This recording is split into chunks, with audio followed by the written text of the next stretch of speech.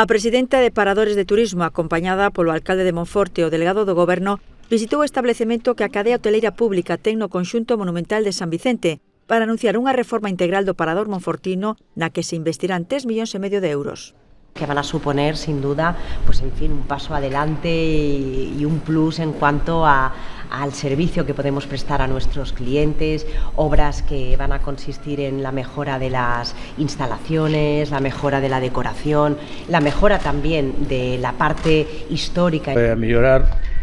todos os servicios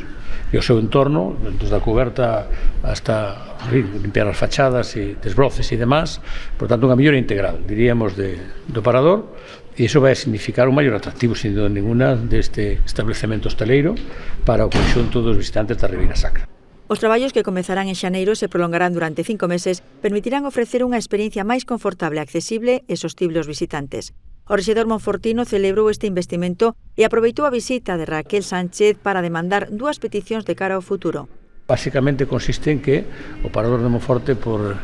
ciudad, por capital da Ribeira Sacra, por historia, pois merece que sea desos paradores que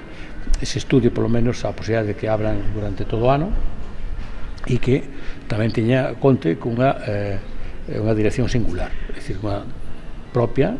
ou compartida dentro da provincia, pero non con provincias distintas, porque creemos que de alguma maneira significaría eso, potenciar máis a este parador. Antes da visita ao parador, Raquel Sánchez foi recibida na Casa Consistorial de Monforte, onde asinou no libro de honra do Concello. O alcalde lembrou que foi na súa etapa como ministra de Transportes cando se aprobou a mellora da liña de tren Lugo-Monforte-Ourense, cun investimento de 560 millóns de euros, o maior da historia do ferrocarril na provincia de Lugo.